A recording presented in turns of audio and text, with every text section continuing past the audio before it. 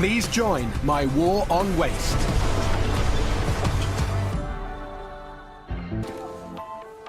Yet around 20% of the crops grown in Britain never get eaten, because our supermarkets don't think we'll buy their produce unless it looks absolutely perfect. Well, there is a very happy-looking carrot. It must be in the right place. Posketts is one of the UK's most successful farms.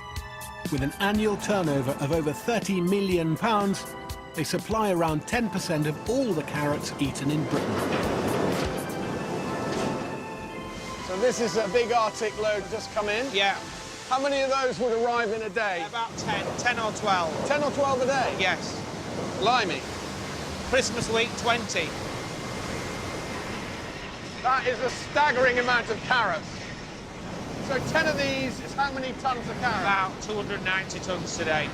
I've never seen so many carrots in my life. Can I see where they're ending up? Yeah, we'll go into the pack house now.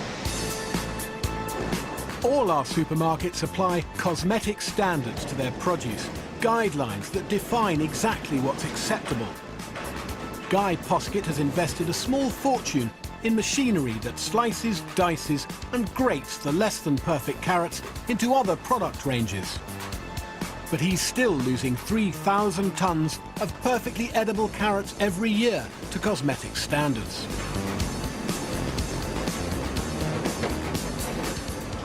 This is all the waste that's coming out of the pack house today. That's just from today. At the beginning of the day, there was nothing here. Waste. No. We can normally in the winter time we can sell this for animal feed, but now the sun's shining and all the cows are out in the fields, we'll have to dump it. It's the relentlessness of that conveyor belt just dropping perfectly good carrots onto a pile, knowing that they're now rubbish. What's wrong with those? Nothing. We've grown that, we've worked hard to produce that, and now we're going to throw it away. How do you feel about that? Immoral. Yeah. It's insane, isn't it? If farmers like Guy weren't forced to waste so much of the good food they're producing, they could grow a bit less with fewer resources, and maybe even charge us less too. And of course, his slightly curvy carrots taste just as good as the straight ones. These are what you call minor defects. That's got some splitting in it, that's quite misshaped. Probably you'd get away with that one, to be honest. That's some scab, but that'd easily peel off, you know, when you... A couple of strokes of the peeler and it's gone. And that one's too long. But is that really a problem to somebody? Why couldn't you just do that and put both halves in the bag? Because it'd be classed as broken then, so it'd be defects. I know, but they're both fine, aren't they? The reality is, people will naturally pick out the prettier ones first, and you'll be left with a tray full of those in the bottom. But do you think that supermarkets would ever talk to each other and say, look, there's a lot of food going to waste because we all have these very rigorous cosmetic standards, but if we all decided to relax them a bit, we could stop wasting a lot of food? Is that the kind of conversation you can imagine happening in the world of retailers? No. You just can't see that happening. You know, retailers work they're very, very competitive against each and other. Secretive. Yeah, and, you know, quite rightly so. They're big, powerful businesses, and they want to attract the consumers through their door. Consumers will tell them that they don't really like that, and they only really like that. You know, it's fact. You must not blame the retailers. It's customer-driven, this. When you get to the last 10 carrots in the tray, it'll be 100% of these defects. Well, maybe I'm peculiar, but I actually find it quite reassuring to have a slightly curved carrot because it just reminds me that this is a natural product and it grows in the earth. Guy shares the supermarket's view that shoppers are reluctant to buy less than perfect carrots. But how can we buy them if they don't put them on the shelves? And while Guy's huge farming operation with its diverse products can clearly withstand the cost of cosmetic standards, being forced to throw their crops away is driving smaller farmers to the brink of despair. I've been filming with the Hammond family in Norfolk, who've been supplying parsnips to Morrison's since the 1980s. I'm heading back to the Hammonds at Tatterset Farm, and today is a really tough day for them. After 30 years, they're lifting their last crop ever. They've had enough. They've had no help from Morrison's, and they just don't think they can make it work anymore. And so they're getting out. which is just so sad. 30 years in farming comes to an end today. Kevin and Debs and their two sons, Ollie and SJ, are packing their last ever harvest. Hello, Debs. Hello. How are you doing? Very well, thank you. Very well. And you? Hello, Hugh. Right. Nice to see you again. Hi, Kev. All right, Ollie, SJ. How does it feel to be bagging up your last ever crop of parsnips? It's a difficult day. Yeah. After 30-odd years supplying the supermarkets, and us as third generation working in the job, it's now coming to an end today. Have you told Morrison's that you're no longer in the business of growing parsnips? Yes, we have, yeah. We sent emails to people I've dealt with at Morrison's for over 20 years, and we've never heard anything from them since that day. Did you feel you had any alternative at all other than closing the business? No, no. No, I don't. It's all driven by supermarkets. You know, we was going to lose a lot of money if we continued growing. There was no question about that. Why would I want to leave my boys in debt? You know, something happened to me in debt. Debs, what's today like for you? Tough. I don't know what to say, Debs, but I don't know what to say, Hugh, really, but, you know, other than we've shown so much commitment over the years and been loyal, hard-working, honest, and actually they don't give a damn. You know, it's a tough day. When I contacted Morrison's after my first visit, they seemed very upbeat about the possibility of a filmed interview at the farm to talk about waste caused by cosmetic standards. But Kev was getting a very different message from them.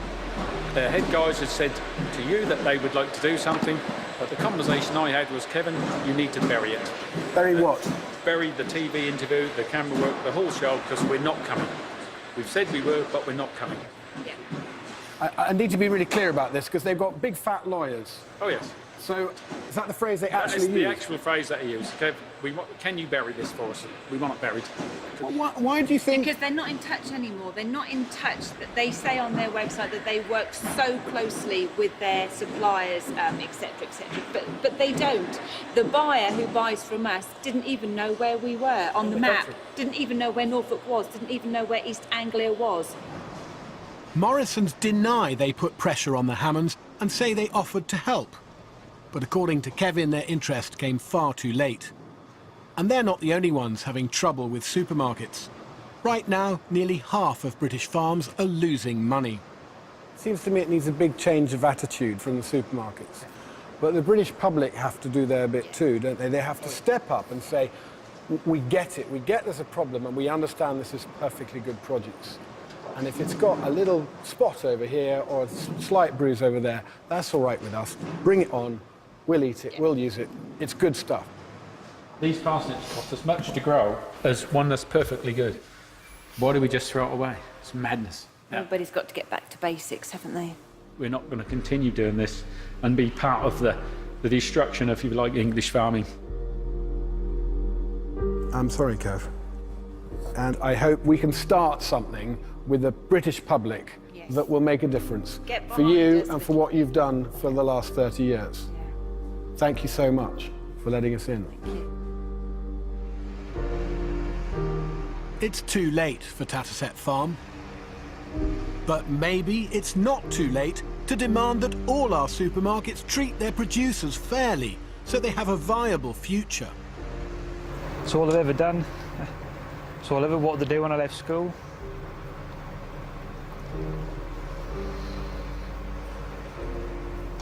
I haven't done nothing wrong.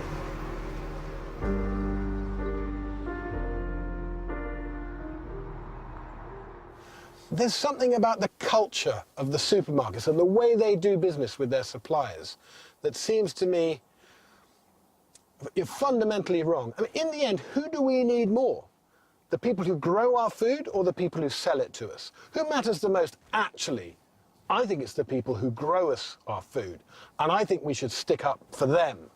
And if that means going and standing up to the people who sell it to us and challenging the way they do it, well, I'm ready for that now. I'm spoiling for a fight now. I don't know, I'm fuming. And it looks like I will get a chance to put my case to Morrison's, because they have finally agreed to meet. Not only that, they want to run a trial, selling cosmetically impaired produce in one of their stores. Their PR chief, Julian Bailey, explains how it's going to work. The reason we've chosen courgettes is because they're in season now. What we really want to do is to actually test whether, given the choice, customers will actually sort of pick up the ones that are, if you like, the prettier courgettes, or the ones that are sort of more oddly shaped. What we probably suspect is customers will actually sort of reach out more naturally for the prettier looking vegetable. But we don't know that, and I think that we're prepared to sort of test it and see whether actually customers really mind that much. It looks like a modest sort of trial to me, but it's a start.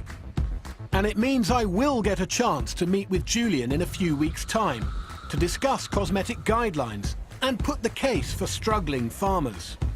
When I do, I want to be armed with all the evidence I can muster to make the case for change. So I've been talking to Tristram Stewart, who's been investigating the hidden world of supermarket waste for over 6 years. Every farmer we speak to is resentful of the waste that they experience. They grow the food throughout the year and then they see it rot in their fields. But they can't do anything about it, because if they complain against the supermarkets, they risk losing their business. A supermarket can easily just say, right, fine, we'll go to another farmer. What has to change now? Well, cosmetic standards is one, and it's massive. The other is last-minute order cancellations. Farmers routinely tell us that right at the last minute they get an email or a telephone call saying, well, we don't want it after all. And the entire cost of that waste lands on the farmer. Ollie and Debs at Taterset Farm, who are growing the parsnips, have also had a problem with order cancellations. And when they said that, I said, well, I assume you at least get paid for that. No. The point is, for a supermarket to routinely cancel orders at the last minute is a breach of the law. The problem is getting proof that the supermarket caused those order cancellations, because most farmers are far too scared of the supermarkets to speak out. One of the objectives of my organisation is to find that smoking gun, and getting a good whistleblower to really blow the lid on supermarket practices is exactly what we need. Although cancelling orders is not a criminal offence, supermarkets can be fined millions under civil law if they behave unfairly to their suppliers. But so far, no supermarkets have been penalised. One of the problems seems to be that farmers just won't come forward. While they still have a contract with the supermarket, they don't want to stand up and challenge that supermarket about the way they're treating them. Well, the Hammonds at Taterset Farm, after 30 years of business with Morrison's, are no longer in business. They've got nothing left to lose. If Kevin and Debs have evidence that Morrison's changed their orders unfairly at short notice, that could be the catalyst that transforms how supermarkets do business with their suppliers. This would be like the original order. 6:25 p.m. 440 trays. That's a lot of parsnips. Yep. And then the following morning, 20 to 8. You've already lifted the crop. Yeah. 440 goes down to 300. Yeah. Yes. That's over 1,000 kilos again. Yeah. Yes, they have to then be tipped out. They go on that big pile that I saw when I first came I'm to afraid visit. so, yes, yeah. Every one of these is an example of a cancelled order or a changed It's order. over 100 to our detriment. These amended orders represent not only tons of parsnips wasted on the farm, but thousands of pounds worth of lost income for the Hammonds. It's like a red rag to a bull. I mean, you know, I found myself getting worked up throughout the morning, and I was glad that we came away and you've come down there, because I don't think I could face going to the office anymore. But I think the consumer needs to know what's happening to family businesses supplying any of the supermarkets. Well, I think the public would like to know, and I think Morrison's have certainly got a case to answer. It's just over a week till my showdown with Morrison's, and I'm hoping the Hammond story will show all the supermarkets the human cost of wasting food on British farms. If we're really going to reduce food waste in the UK, our supermarkets have got to get on board. And I'm finally getting my chance to talk to one of the biggest, Morrison's. Surely they'll grab this opportunity to boldly lead the way to change by relaxing their cosmetic guidelines. And of course, I'll be challenging them on all those amended orders they kept pushing on the Hammonds. It's been a long time coming, this interview, more than 6 months, and so I'm quite fired up. But at the same time, I'm a bit conflicted because although I'm really angry about the Hammonds and what's happened to their farm, this is also a great opportunity. I mean, Morrison's have done a trial, which we're going to talk about today, of cosmetically graded out vegetables. Maybe they could be the first supermarket to really do things differently. So I don't want to just lose my rag. I'm feeling a bit Jekyll and Hyde. I'm not sure which way it's going to go. Head of Communications, Julian Bailey, and Head of Corporate Responsibility, Steve Butts, have assured me that they'll consider expanding the veg trial to other stores if it's proved popular with their customers. So we've been selling class 1 courgettes and alongside them some class 2 courgettes. Yes. Pound for pound, they were the same price. And what we found was that the class 1 courgette sold about twice as quickly as the class 2 courgettes. At the same price? At the same price. Not a massive surprise there, is it? Because you're calling one... I mean, nobody's saying there's zero difference between the two products. But you know what I'm getting straight away? Feel that soft end, that squidgy. I would bet all my horticultural money that these courgettes are actually older. They're not being picked at the same time. Whereas that, rock hard by comparison. Well, I can be absolutely clear that we're taking these at the same time, and they're coming through our supply chain in the same way. It didn't quite look like it was a level playing field. The thing is, customers look at a product that is scarred or oddly shaped and might go, actually, I don't want to buy that product. The worst thing would be to move the problem that you're saying is on the farm into our supermarket. Well, it wouldn't be worse for the farmer because they'd get paid for the produce. I accept that. At the moment. I accept that. But if you're talking lots of people about... are saying that's exactly what you should be doing. You should be taking responsibility for it and make it your problem because you know what? You're a supermarket. You're very good at selling stuff. If it was your problem, I'm sure you'd solve it. What a shame that Morrison's won't look seriously at relaxing the cosmetic standards across all their produce. But surely they can't duck the issue of their repeated overnight order changes at Tatterset Farm. 6:14 p.m, 385 packs. The next morning, 285. It's gone down by 100 packs. Just because you've changed your mind about how much you think you can sell, and you've changed your mind overnight while they were asleep or while they were in the field pulling up the crop. Surely that's not acceptable. Surely that has to change. In terms of the specifics of those, the examples that you've got, I don't know the reasons why.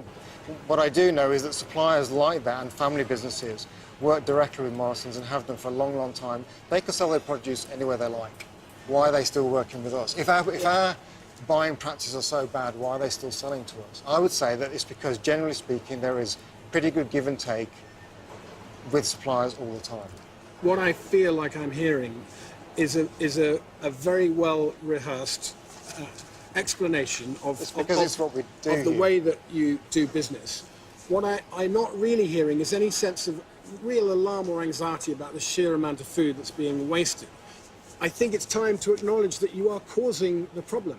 There are lots of people in the supply chain, whether it's a farmer or whether it's a middleman or whether it's a retailer. So the picture that you're painting suggests... You were going to share some exciting news with me, some initiative that you've got. No, I was just going to say, so ultimately, Hugh, at the end of the day, if our customers want to buy it and we can get the product, then we can sell it.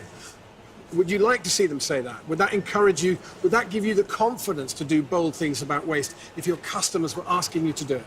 Look, I don't want to seem like I'm squirting around the issue. It's simply... Feels a bit like it, though, Steve. No, I know. It's very easy. Look, there are lots of good examples in the industry. If you get a very, very clear message from your customers that they're willing to meet you halfway, they're ready to be adaptable on the subject of climate standards. Will you respond to that very boldly? Yes. Yes. Yes, so the point is, Hugh... Fantastic, Steve. Julian, you'll be behind that, won't you? Of course. I mean, we listen to our customers. Yeah. Morrison's Customs, I really need you to step up at this point, because if you don't tell these guys to do it, they're not going to do it. So come on, tell them that you don't mind that much about cosmetic standards, that you'd like to see farmers and suppliers being treated really, really fairly. No matter how big the organisation, the customer is king. That's you. And if you don't believe you have the power to change billion-pound corporations, then just look at what's happening. Your pledge will make a difference. Hope so. Together, we can do this. We will. You know what? Nobody said no yet. It might be just because I'm on fire. Or it might be because it's a really good idea. Until then, let's show the supermarkets we mean business in our war on waste.